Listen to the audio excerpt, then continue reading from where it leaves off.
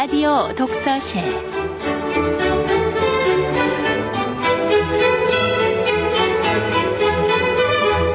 이 시간 진행해 김갑수 문화평론가입니다.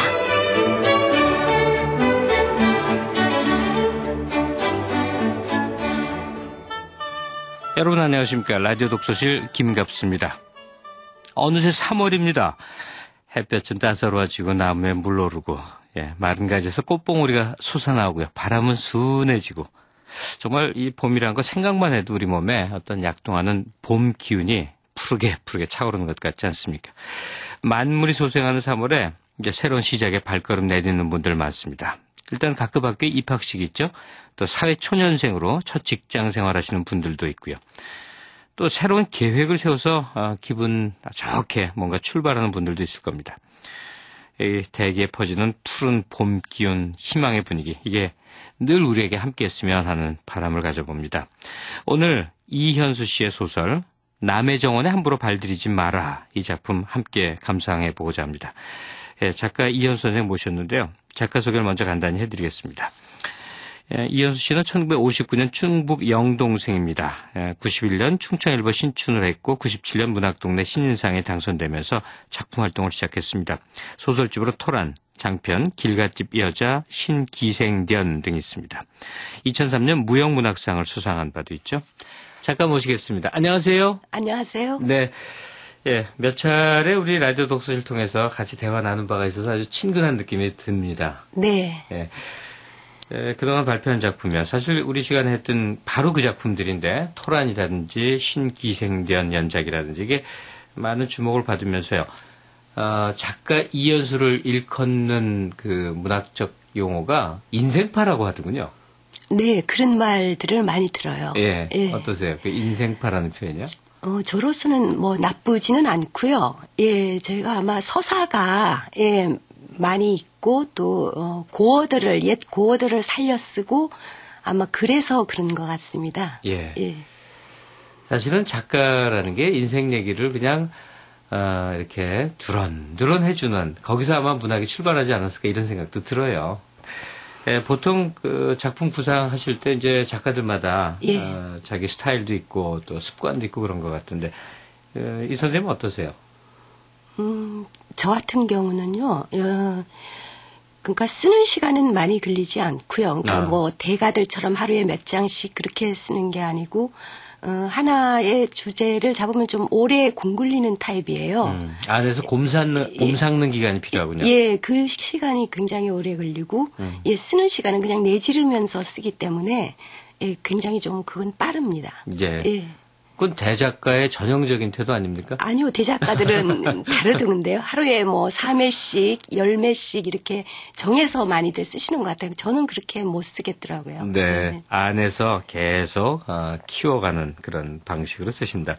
오늘 감상할 작품이 제목이 남의 정원에 함부로 발들이지 마라. 이게 굉장히 인상적인 제목이에요. 나중에 책 묶으실 때도 아마 표제로 하면 딱 좋을 것 같은데. 제목만 좋은 거 아닌가요? 아니요. 전 작품 사실 미리 읽었는데 아주 인상적인 작품인데 이 제목으로는 아마 내용을 전혀 그 분위기를 연상하지 못할 수도 있을 거예요. 이 작품 구상하시게 된 계기 좀 얘기해 주시죠. 그러니까 저는 보통 그 주인공들이 노인들이 많습니다. 할머니들이 주로 이제 전면에 많이 등장하거든요. 토란 때도 그렇고 신기생견 같은 경우도 기생도 늙은 기생이 주인공이고 부엌 어멈이 주인공이었어요. 한 세상 살아내서 할머니 많은 사람. 7, 80대. 그래서 제가 이제 늙은 주인공들을 주로 등장시키는 이유가 우리가 앞으로 실버 세대라 그래가지고 굉장히 그 나이 많은 분들이 이 지구상에 오히려 숫자가 많을 것 같아요. 지금 그렇게 가고 있죠. 그런데 보통 이제 문학 작품이나 영화나 뭐 모든 데서 주인공들이 젊은이들이 주인공이란 말이에요. 그래서 아마 의도적으로 그렇게 쓴 것 같습니다. 그래서 이번 남의 정원에 발들이지 마라에도 70대 그 그녀가 주인공입니다. 그러니까 나라는 중년 여인이 그 그녀를 바라보는 그런 소설이에요. 그러니까 나가 주인공이 아니고 그녀가 주인공인 셈이죠. 그 그녀 70대 할머니 예. 도대체 어떤 인생을 살았을까? 네. 이게 이제 궁금증인 거죠. 사실 우리가 주위에 이렇게 연세 드신 분을 볼 때는 기력도 다 빠지고 뭐 의사소통도 잘 안 되고 뭐 이런 네. 모습을 볼 때인데 어느 순간 유심히 그분의 표정에서 전쟁기며 또 뭐 경제개발기에 그냥 정신없이 그중에 성공한 인생도 있고 실패한 인생도 있고 일종의 드라마를 겪어낸 사람의 그런 연륜 같은 게 느낄 때가 있지 않습니까? 예. 그리고 그 여성성도 제가 볼 적에는 거의 50대 이후에 완성이 된다고 보고 있어요. 네. 예, 젊어서 뭐 자기 의도대로 한다고 하지만 그게 사실은 잘 되는 게 아니거든요. 네. 그래서 뭐 옛날에는 20대 때 나라를 세운다. 그거는 옛날이니까. 예. 예, 그때는 정말 똑똑한 사람도 적고 인구도 적고 그래서 가능한 거고 지금 현대로서는 한 50대 이상이 돼야지만 인생에 대해서 제대로 된 어떤 맛이랄까 멋이랄까 모든 그 인격이 완성이 된다고 저는 봐요. 인생의 깊이를 느끼는 예. 기간이 이제 50 넘어서부터다. 예. 저도 희망이 있는데요. 예, 그럼요. 예. 이 연륜 있는 생에 대해서 사실 작가들이 습작기에 많이 쓴단 말이에요. 예. 20대 때. 그러니까 막 젊은 감각으로만 문학을 하다 보면 정작 문학, 특히 소설의 서사가 담당해야 될 생의 깊이감 이게 이제 떨어지는 수도 있는데, 그러니까 이현수 작가는 스스로 그걸 이제 자임한 셈이시군요.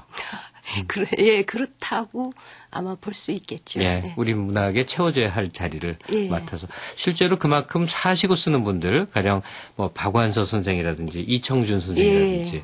그런 분들과 어떻게 하나로 일종의 뭐 실버 문학이라고 하는 영역이 아마 그런 것 같아요. 예, 그래서 저는 꼭 그 주인공들이 왜 그렇게 노인들만 쓰느냐. 예, 그래서 그것도 어떤 작가든 누구든 한 명 정도는 해야 될 일이거든요. 네. 예, 그래서 제 문체에도 맞고 또 작가의 그 정체성이나 감성이 있습니다. 예. 예, 그것도 저한테 맞는 것 같아요. 근데 정작 그 보이는 외모는 노화와는 너무 거리가 먼 예, 쌩쌩한 분위기신데 예. 예, 그래서 작가들이 농담을 좀 합니다. 뭐라 그래?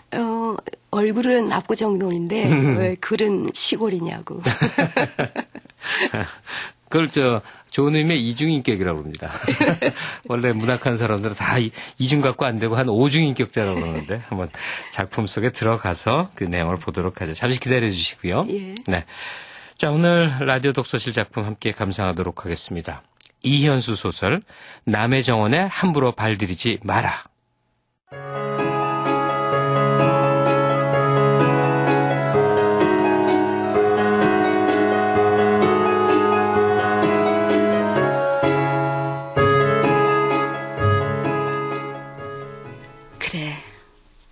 그냥 그녀라고 부르자.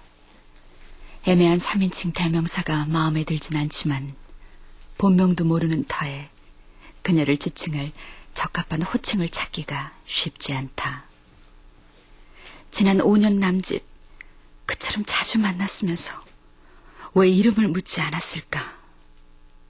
난 번번이 탈진한 얼굴로 그녀를 찾았고 두서없이 떠오르는 상념들로 머릿속이 폭발 직전의 상황이어서 이름 따윈 물을 겨를도 없었을 것이다.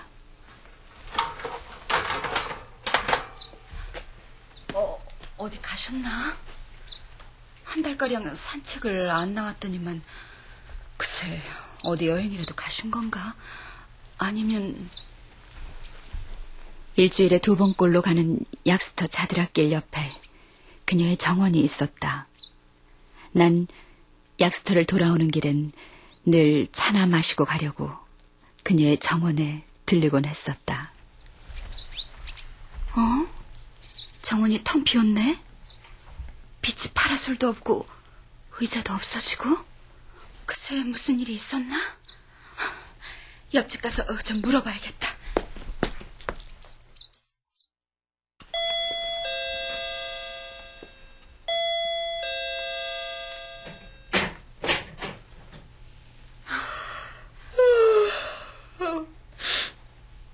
웬일이세요? 저기 옆집 말이에요. 어디 가셨어요?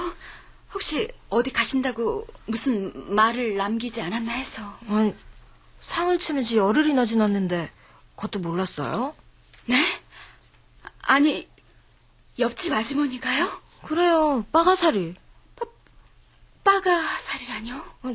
개봉동 빠가사리라고 들어본 적 없으세요? 유명하신 분인데. 개봉동 빠가살이라니. 이건 조폭이나 소매치기 같은 음습한 밤의 세계에서 활약하는 사람을 지칭하는 호칭이 아니던가. 손수 솥에 쪘다며 차와 함께 내놓던 따끈한 쑥버분이며 19세기에나 유행했을 법한 구형 원피스를 즐겨 입던 그녀의 모습을 떠올리곤 고개를 저었다. 그럴 리가요. 여태 그것도 모르셨단 말이에요? 두 분이 친한 줄 알았는데. 친했죠. 그렇지만 잠을 설쳤더니 영 피곤하네. 그럼 전 이만.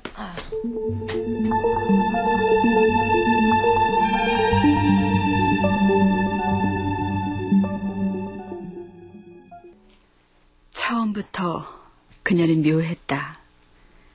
다른 사람과는 명확히 구별되면서도 세상의 잣대로는 분류하기 힘든 사람.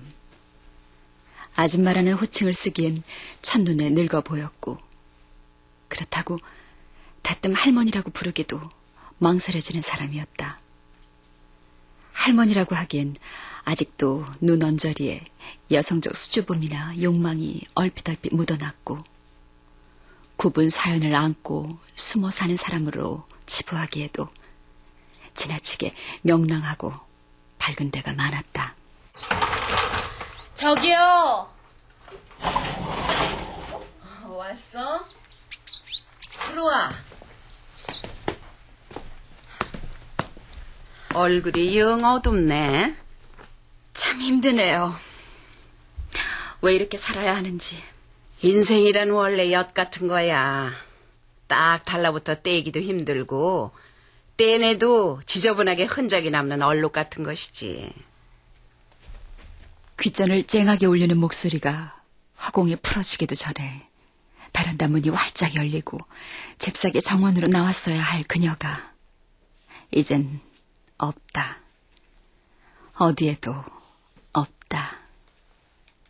그동안 난 얼마나 많이 저기요를 부르며 정원 안으로 들어섰던 것인지. 그게 뭔지 알아? 계모의 슬픔과 후처의 괴로움이야. 그녀는 나의 어찌에 볼 수 없는 이 도저한 슬픔과 괴로움을 포크로 찍듯이 콕콕 집어 얄밉게 말한 사람이었다. 아니, 콕 집어 말하는 사람은 그녀 말고도 또 한 사람 더 있다. 네가 혼기 놓친 노처녀라고 해도 방문만 열고 나가면 맨 노처녀 천지다. 근데 왜 네가 애 딸린 호라비한테 가야 한단 말이냐. 아유 못 산다. 그 좋던 온처 다 안아두고 결혼 안 한다고 고집 부리더니. 그래, 이제 와서 애 딸린 호라비한테 시집 가겠다고? 여기 막혀. 여기 막혀. 난 이 결혼 절대 용납 못한다. 머리를 싸매고 누웠던 어머니도 막상 결혼식을 앞두고는 태도가 싹 바뀌었다. 너 잘해라. 행여 전실 자식 눈에서 눈물 빼내면 내 손에 죽을 줄 알아. 본처인 어머니는 우리나라 본처들만이 가진 이상한 연대감에서 벗어날 수 없었던 모양이다. 세상 모든 후처들에 대한 뿌리 깊은 반감을 당신의 하나뿐인 고명딸에게도 과감하게 드러냈다. 전실 자식 밥 굶기면 넌 인간도 아니오. 알겠냐? 명심해라. 후처살이를 시작한 내게 그 말은 은연중 금과 옥조가 돼버렸다. 그때부터 밥은 나의 신조였고 목표였으며 모든 것이었다.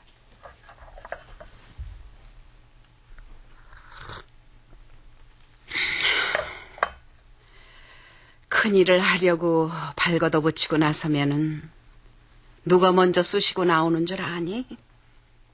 가족이야. 그래서 영웅들은 옥좌에 오르자마자 형제들 목부터 따는 거라고. 왜 그럴까요? 옆에서 깔짝깔짝 사사건건 가로막고 나오니까. 신하들은 죄 인정을 해도 형제들은 영웅의 능력을 인정하지 않아. 한솥밥 먹고 한 이불 속에서 뒹군 사이라고 자신과 비슷할 거라 착각하는 거지. 영웅은 고향에서 대접받기 힘들다는 말이 그래서 생긴 거라고. 힘들 때 가장 많이 도와주는 것도 가족이고, 위태로울 때 제일 먼저 등 때밀어 물속에 빠뜨리는 것도 가족이야. 저기 명동에서요. 명동에 간 적이 있어요. 명동 상업은행 내거리요. 거긴 예나 지금이나 사람들로 넘쳐나잖아요. 명동? 명동이라고 했나? 명동 상업은행 앞에서 못 볼 꼴을 봤어요. 길 가던 여자가 벼랑간 자기 애들을 공중전화 부스 안으로 거칠게 밀어넣는 거예요. 그러더니 황소처럼 씩씩거리며 따귀를 올려붙이대요. 줄지에 당한 일이어서 두 아이는 제대로 울지도 못하더라고요. 그래서? 뺨을 때리는 것만으로는 성이 덜 풀렸는지 어깨에 걸고 있던 핸드백으로 애들 머리통을 마구잡이로 갈기대요. 한 10여 분 지났나? 백주의 난투극을 마친 나의 엄마가 애들을 끌고 밖으로 나오더라고요. 그리고는 시침 딱 대고 가던 길을 다시 가는 거 있죠? 그야 애들이 무지하게 말을 안 들었겠지. 전 다리가 푹 꺾이대요. 한바탕 하고 평온한 얼굴로 가는 나의 엄마와 끄끄 소구름을 울면서도 엄마의 손만은 꼭 잡고 가는 애들이 부러웠어요. 전 그걸 못하는 사람이잖아요. 그게 계모의 슬픔이라는 거지 뭐.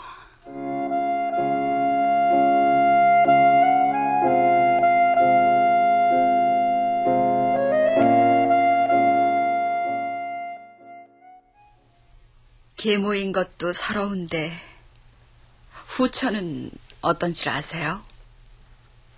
앞집 여잔 목이 늘어난 티셔츠에 무릎 나온 추리닝만 입고 살아요.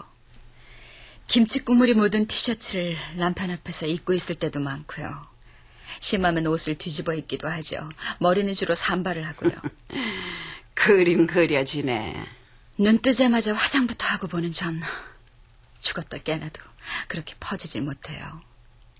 앞집 아들이 등교할 시간이면 현관 밖에 얼마나 소란하게 해요. 불량함으로 온몸을 도배한 그 아이는 학교에 간다고 나와선 자기 집 현관문을 뻥 차고 가요. 그럼 앞집 여잔 고등학생인 아들 등에 걸레를 확 집어던지고요. 아이씨, 걸레를 왜 집어던지고 지랄이야! 아니 이놈의 새끼 저 말하는 것 좀 봐. 으이구 저런 낳고 좋다고 미역국 퍼먹은 내가 미친년이지. 난 앞집이 파탄 날까봐 걱정도 되고 솔직히 언제 파탄이 나나 기대도 하고 그랬어요. 어느 날 신문을 가지러 나갔다가 엘리베이터 앞에서 발을 구르는 앞집 여자 눈을 보게 됐어요. 어땠는데? 속았다 싶대요. 그 눈은 곧 파탄 날 집에 사는 사람의 눈이 아니었어요. 어쩜 쟤는 미워도 저렇게 예쁘게도 미울 수가 있나 하는 복잡하고도 오묘한 눈빛이더라고요. 여전히 입에 거품은 물고 있었지만요. 난 앞집 여자처럼 눈과 입이 따로 놀 수가 없어요. 그렇게 찐득찐득 엉기는 눈을 할 수도 없고요. 그건 손거울을 들고 연습해도 되지 않아요. 불가능한 영역이라고 미리 포기한 건 아니고 후처 입네, 계모 입네 하고 자신에게 주입시켜서 그런 건 아니고 내겐 원천적으로 봉쇄된 에너지가 아닌가 싶어요. 그뿐인가요? 우리 아이만 해도 그래요. 그 아이는 내 앞에서 현관문을 발로 차질 못해요. 아무도 안 보는 데 가서 혼자 주먹을 부르르 쥐면 쥘까? 믿는 구석이 없어서일까요? 우리 아이도 술 틀리면 욕을 퍼붓고 덤벼들기라도 하면 좋겠어요. 그럼 미친 여자 소리를 들어도 벙글벙글 입이 찢어지게 웃고 다닐 텐데. 새 신발도 처음엔 아픈 법이야. 뒤꿈치가 몇 번 까져야 발에 맞지. 물건도 그런데 하물며 사람이야. 설마 물과 물이 섞이듯 완벽하게 섞이길 바라는 건 아니겠지. 각자가 모래라고 생각해. 따로 또 같이 쌓이다 보면은 어느 결에 모래산이 되기도 하잖아. 그 위에 사상 누각이라도 세우란 말씀인가요? 모래와 모래 사이엔 틈이 있잖아. 그 틈에 시멘트 가루와 물이 들어가면은 어떤 것보다도 단단하게 엉기지. 내 보기에는 당신의 어찌할 수 없는 마음과 눈물이 훗날 시멘트 역할을 톡톡히 할 거야. 한 걸음 한 걸음 내가 디딘 자리가 물 웅덩이거나 걸음통이라고 느껴지는 날이 있다. 그런 날은 비탄에 빠지는 일조차 사치에 해당된다. 그즈음 아이는 내가 지은 밥을 먹지 않았다. 중학교에 들어가면서부터 밥을 거부했다. 내가 지은 밥을 뜨겁게 먹어주던 초등학생 아들은 더 이상 세상에 존재하지 않았다. 밥을 거부하면서 아들의 얼굴은 변하기 시작했다. 표정도 웃음도 목소리도 사라졌다. 오로지 반들거리는 눈만 있었다. 아이가 밥을 잘 먹을 땐 행복했는데 애가 안 먹으니까 계모라 그런가 하고 생각하게 됐다는 거구만. 친모 자리를 넘보지 못한다면 차라리 현명한 계모가 되자. 짐승만큼 하면 부모 노릇, 자식 노릇 잘하는 것이다. 이렇게 늘 다짐하곤 했어요. 그런데 또 밥 먹지 않는 아이를 보면 까칠한 분노가 날 사로잡는 거예요. 기다려. 아이가 마음을 열 때까지 무조건 기다리라고. 속이 까맣게 타들어가는데 미칠 것 같은데 그냥 무조건 기다리라고요? 밥 먹지 않는 아이들 속이 편할까? 사람 사이의 관계라는 게 그래. 핵무기 같은 걸 암암리 하나씩은 숨기고 있어요. 뻑하면 위험용으로 꺼내 쓰는 사람도 있고 지하 벙커에 안전하게 모셔두기만 하는 사람도 있고. 그녀의 말을 곰곰 곱씹어보면 조폭 냄새가 나긴 했다. 가족 얘기를 하며 옥제에 오른 영웅은 가장 먼저 형제의 목을 딴다는 말이 걸렸다. 목을 베는 게 아니라 딴다니. 할머니들이 쓸 법한 말은 아니질 않는가. 돌이켜보면 그녀는 할머니들의 용어를 쓰던 사람은 아니었다.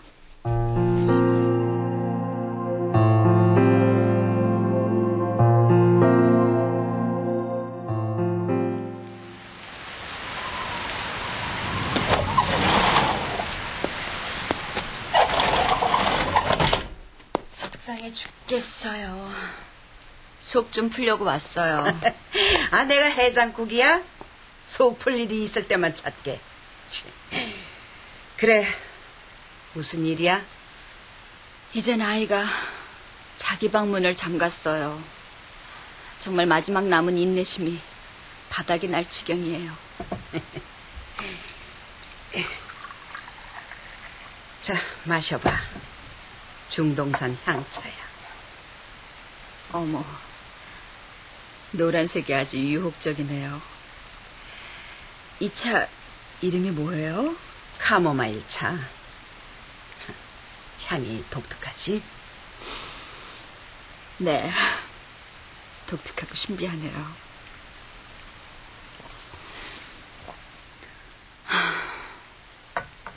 계모, 후처, 전실 자식. 이런 단어가 풍기는 미묘한 뉘앙스, 복잡 다단한 일들. 그 기저에 깔린 저열한 감정들과 싸우다 보면 맵고 짠 음식만 입에 맞아요. 비속함으로 찌든 속은 달달한 싸구려 커피만이 위로해줄 따름이죠. 명동이라고 했나? 지혜를 개 패듯 패던 여자를 만난 장소가.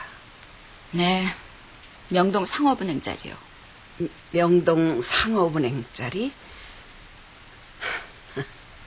거기서 내 청춘을 보냈네.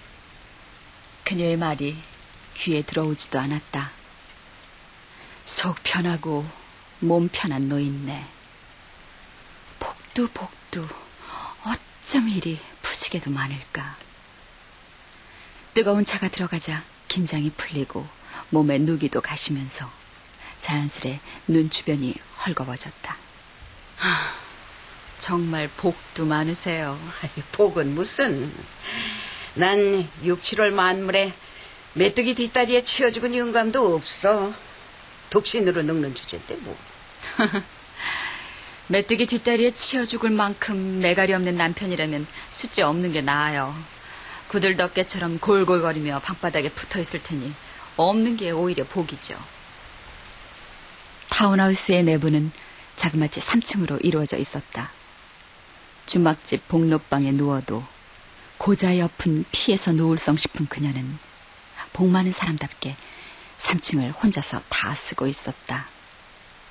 1층은 맛이 살짝 가긴 했지만 여전히 화려한 유럽풍의 거실과 호박색의 호두나무 식탁이 돋보이는 주방, 와인바가 있었고 2층과 3층은 침실이었다. 이 넓은 집을 혼자 쓰시니 참 복도 많으세요. 아니 그나저나 방을 다 비워놔서 어떡해요? 아까워서? 매일 층을 바꿔가면서 잠을 자. 오늘은 이 방, 내일은 저 방 하는 식으로 바쁘게 돌아다니며 자지. 어쩜. 하여간 복을 넘칠 만큼 타고나셨네요. 과연 그럴까?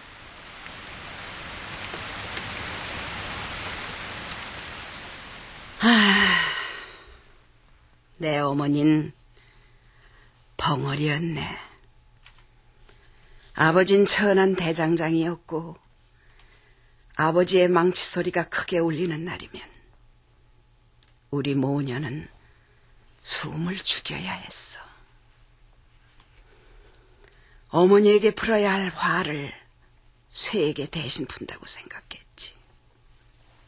어머니는 네마지기 보리 농사를 혼자 지었고 산에 올라 버섯을 따고 내가에서 다슬기를 주워 장에내다 팔았어. 날 고등학교에 보낼 작정으로. 장애를 가지지 않고 태어난 내가 너무 고마워서 날 보면 감사하다고 수화로 말하곤 했지. 저도 사랑해요라는 말은 수화로 할 줄 알아요. 요즘은 뭐 일반인도 재미삼아 많이 하더라만 그 꼴을 보면은 난 지금도 울컥해. 수아가 얼마나 아픈 말인데, 얼마나 간절한 동작인데, 난 수아를 잘하면서도 어머니에겐 수아로 말한 적이 없었어. 난 어머니의 착한 딸이 못됐네. 난 어머니에게 포악을 퍼부으며 자랐지. 아버지는 내가 공부하는 걸 나서서 말렸어. 왜요? 고향에선 딸을 고등학교에 보내는 집이 드물었으니까. 분수에 맞지 않는 일이라고 당신들과 같이 살자고 했지. 근데 어머니는 나보고 멀리 가서 살라고 했어. 서울의 한 여고에 입학하던 날 어머니는 다슬기를 주어 팔고 보리판 돈을 내 손에 쥐어주셨어. 다시는 여기 내려오지 마라. 돌아보지도 마라. 돈은 네 아버지 몰래 붙여주마.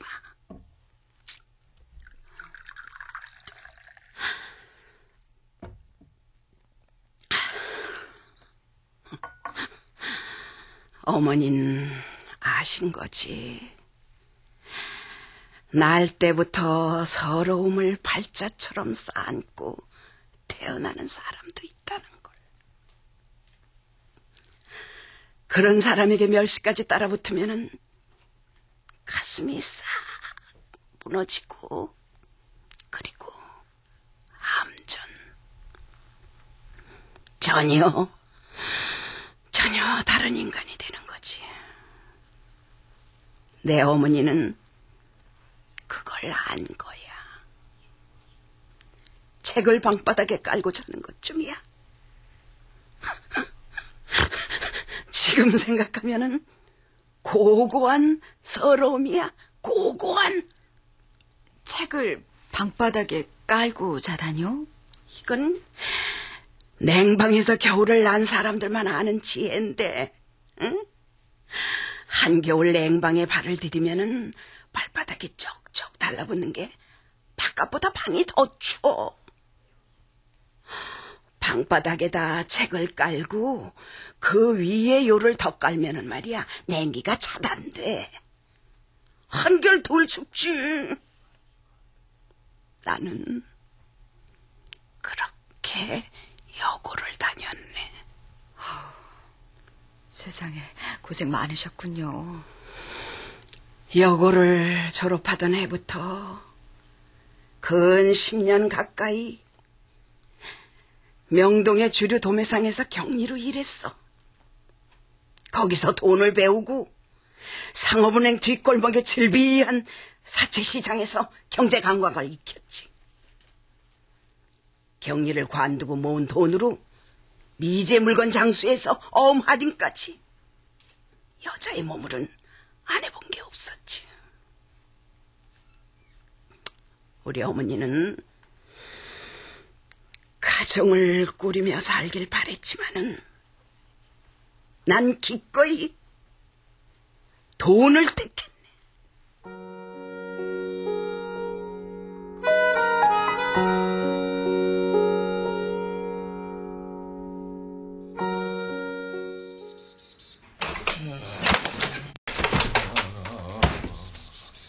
여보, 낚시 가면 빠가사리도 잡고 그래요? 그 물고기는 대체 이름이 왜 그래요? 빠가사리는 말이야, 위험에 처하면 가슴 지느러미를 관저가 마찰시켜서 빠각빠각 소리를 내거든. 그래서 빠가사리란 이름이 붙었어. 표준어 이름은 동자개야. 당신도 잡아본 적 있어요? 물론이지. 남편은 주말과 휴일을 이용해 빠짐없이 낚시를 다닌다. 남편은 늘 태평하게 처신했다. 회사 입장에서 보자면 남편은 잘라도 오래전에 잘랐어야 할 나이 많고 무능한 직원이었다.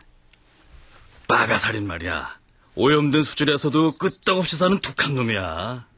등지느러미에 가시가 있어서 아이고 찔리면 되게 아파.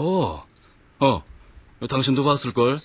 메기랑 비슷한데 등과 옆구리에 큰 직사각형의 암갈색 반전 무늬가 있는 놈. 요런 놈은 잡은 즉시 그 매운탕을 끓여야 돼.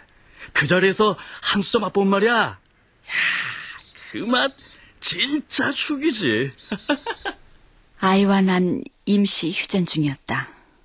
길을 쓰고 방으로 숨는 아이를 불러낼 방법이 없었고 굳이 부르려고 하지도 않았다. 그녀의 죽음 이후 일이 손에 잡히질 않았다. 개봉동 빠가사리 대체 뭘까? 응? 개봉동 빠가사리? 조폭이야? 글쎄. 그녀는 처녀적부터 미제 물건 장수나 할인을 해서 돈을 벌었다고 했다. 생의 어느 갈피 삐끗 발을 헛디뎌 조폭 쪽으로 기울었을 수도 있겠고, 어쩌면 돈을 찾아 분화비처럼 날아들었을 수도 있다.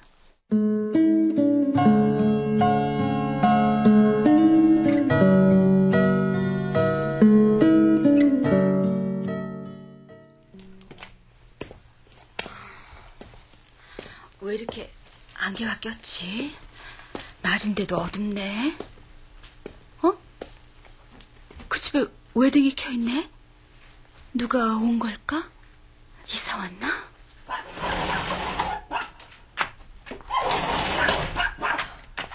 쫑쫑아, 쫑쫑아, 대체 어딨니? 그녀의 집 베란다 문을 열고 누군가 정원으로 나왔다. 30대 초반이나 후반쯤? 한 얼굴의 여자가 사방을 두리번거렸다. 쫑쫑아, 빨리 와 들어가야지. 왜 이러니 쫑쫑아, 이러지 마. 걔가 여자의 슬리퍼를 물어뜯으려 해서 여자와 걔는 가벼운 실랑이를 벌였다. 여자가 고개를 쳐든 순간 여자의 눈과 내 눈이 마주쳤다. 비스듬히 드러난 여자의 오른쪽 옆 얼굴이 보였다. 세상에, 오른쪽 귀가 둘인 사람도 있었다. 아니, 왼쪽 귀도 둘이잖아. 이럴 수가. 아니야. 저건 안개가 만들어낸 환영이야. 내가 잘못 본 거야.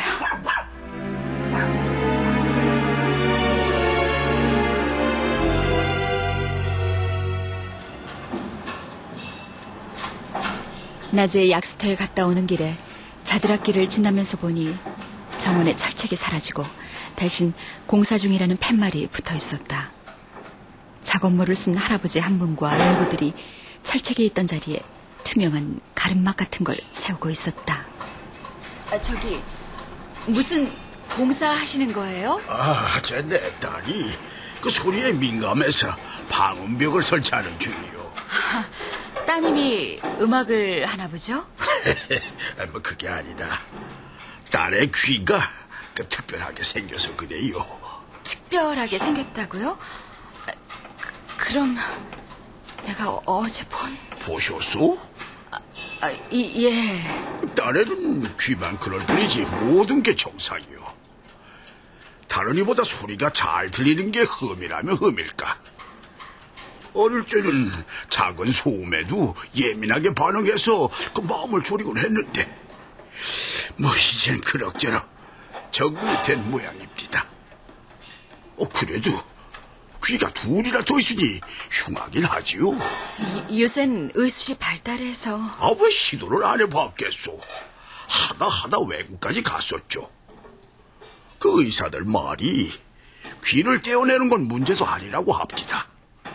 다만 그 귀는 섬세해서 잘못 건드리면은 귀와 연결된 다른 기관까지 못 쓸 수가 있다네요. 뭐 휠체어에 앉아서 평생 살 각오를 해야 수술을 해주겠다고 그래서 뭐 그냥 살기로 한 거예요. 그랬군요. 근데 이 집을 사서 이사 오신 건가요? 꽤 비싸죠? 아이고 웬걸요. 지혜미가 딸에게 물려준 집이랍니다. 여기 사시던 분을 말씀하시는 건가요? 얼마 전에 돌아가신? 그렇소. 독신이라고 들었는데. 아시오 내 전처를? 네. 친했는걸요. 이게 몹쓸 사람. 그리 서둘러 갈 곳을 왜 그랬는지. 그 사람 본디 심장이 약했어요. 죽을 날을 미리 안 사람처럼 딸의 방을 가지가지로 꾸며놨습니다. 결혼하셨단 얘긴 안 하시던데. 우린 명동 성당에서 결혼을 했어. 그 시절 잠깐은 좋았지요. 헌데 아이가 태어나면서부터 상황이 달라졌어. 전처는 갓난애를 한사코 보지 않더군요. 물론 흉측하지요. 괴물이라고 뒤에서는 숭거렸으니까. 봉어리 어머니의 딸까지 그랬으니 그 사람에겐 재앙 같았을 겁니다. 하지만 그래도 그렇지. 제 속으로 난 새끼 아니오. 그 어린 것한테 젖 한 번 물리지 않더라고. 딸애가 100일도 넘기기 전에 이혼하자고 덤비는데 아이고 참, 저것도 사람인가 싶어서 오만정이 뚝 떨어지더군요. 그럼 애는 누가 키웠어요? 봉어리 외할머니가 받아 키웠지요. 둘은 참 다정했소. 딸애는 4살 적부터 할머니 귀 노릇을 했지요. 지 애미가 할 일을 그 애가 귀를 4식이나 달고 나와 대신을 한 겁니다. 이 나이 되도록 살아보니 인생이란 그런 겁디다. 뭐 그런 거예요. 딸도 부모도 남편도 가차없이 버린 전처는 미친 듯이 일에만 매달리더군요. 저 혹시 개봉동 빠가살이라고 아실라나? 도대체 그게 뭐예요? 주식의 귀재. 그 신문 경제면에서 들어봤을 겁니다. 명동 시절부터 이 별명으로 많이 알려졌지요. 장인 장모가 돌아가신 후로는 돈을 우리에게 송금하더군요. 처음엔 안 받았죠. 미쳤소? 우리가 자식뿐인 애미의 돈을 받게. 재혼한 지금의 아내도 펄쩍 뛰었답니다. 이혼한 전처가 후처까지 먹여 살린 얘는 동서고금에도 없다고. 그랬었군요. 헌데 그 고집을 누가 당할 수 있겠소? 우리 모두를 먹여 살린 거는 그 사람이라고. 딸애가 저 입원을 하면은 전처가 나타나요. 정말 독한 사람이지. 병원에 와도 딸애는 안 보고 가니까 그런 사람이 병원 복도에서 집사람을 만나면 두 손을 아랫배에 모으고 90도 각도로 허리를 깊이 숙이고 서 있어요. 30분이고 1시간이고 고개도 들지 않고 뭐 누가 보거나 말거나.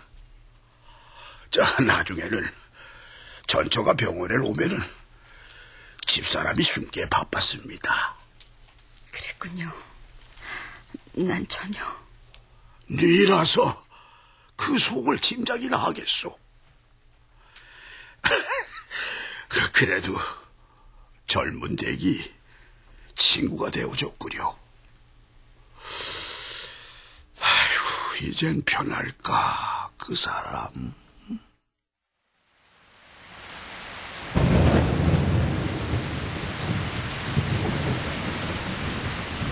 그로부터 한 사나흘 비가 내렸다. 난 몸에 열꽃을 피우며 호되게 앓았다.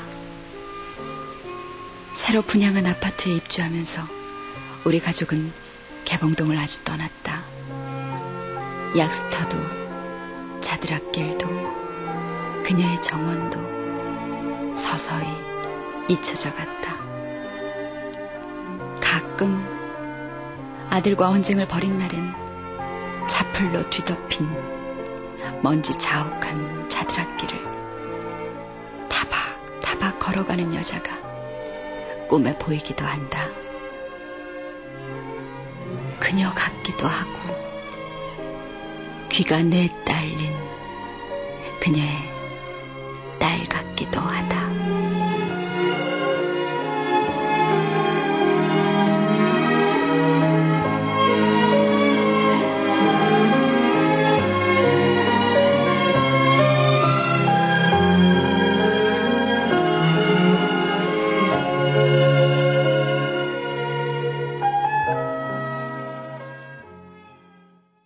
이현수 소설입니다. 남의 정원에 함부로 발들이지 마라. 오늘 라디오 독서실 작품으로 함께했습니다. 지금까지 출연해 문선희, 이경자, 탁원재, 백승철, 김희진, 김모경, 배진홍, 안찬희, 강보라, 음악 장수년, 효과 최경상, 안익수, 윤미원이었습니다. 작가와의 대화 계속 이어가겠습니다. 말씀하신 대로 할머니인 그녀 빠가사리, 개봉동 빠가사리. 재미있죠. 느낌이 좀 이상하네요, 진짜. 그거는 그 신문을 보다가요. 압구정동 미꾸라지라고 이 정권가에 굉장히 유명한 그 신화적인 그런 존재가 있거든요. 예. 그래서 제가 그 할머니가 정권가에 옛날에 왜 그 큰 손이라 그래가지고 그래, 명동에 백구든가 있었어요. 백곰 맞아요. 예, 그래서 개봉동 빠가사리가 정말 재미나잖아요. 예. 그래서 그렇게 주인공을 설정을 했어요. 개봉동 빠가사리라고. 네. 예. 근데 그 빠가사리 할머니, 이 할머니의 인생을 이제 그 후처로 들어가서 남의 키우는 여주인공 나로 표현되는 사람이 이제 풀어내는 거죠, 그러니까. 예, 그렇죠. 그러니까 노처녀인데 이제 나가 후처로 들어가서 남의 아이를 키웁니다. 그리고 개봉동 빠가사리는 자기 아이를 버리고 나온 여자예요. 둘이가 교감을 하는 거거든요. 굉장히 그 동지 이상으로. 근데 이제 여기서 그 인간 내면에 납득할 수 없는 조건이라는 그런 어떤 주제를 가지고 썼는데 개봉동 빠가사리는 그 아이를 버리고 나와서 미제 물건 장수부터 어음 할인해서 증권가 큰 손으로 커요. 예, 그러면서 그러니까 그 자기 버린 아이를 키우는 후처까지도 다 먹여 살립니다. 그 아이와. 그러니까 아이는 안 보는 거죠, 일부러. 일부러 보지 못하지만 나머지는 다 수용을 하는 거죠. 그래서 이제 우리가 헤아릴 수 없는 어떤 삶에는 깊이가 있다. 인간마다. 그러니까 선과 악은 이분법적으로 이렇게 그 구분해서는 안 된다는 거죠. 악한 인간 속에서도 선이 있을 수 있고 아주 선하다고 우리가 알 수 있는 그 인간의 50%는 악을 갖고 있다. 저는 그렇게 인간을 보거든요.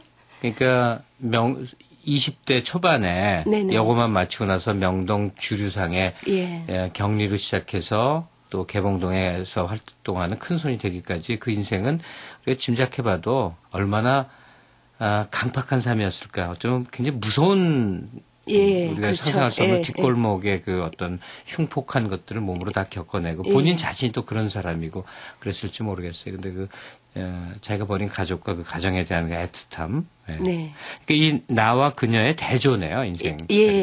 그래서 그 나가 힘든 부분을 그녀는 알고 있고 그녀가 힘든 부분을 나는 수용한 거예요. 그러니까 두 인간이 만나면 굉장히 완벽한 인간이 되겠죠. 그래서 둘은 친구가 되는 거예요. 그래서 그게 이번 소설의 어떤 주제라면 주제일 수 있습니다.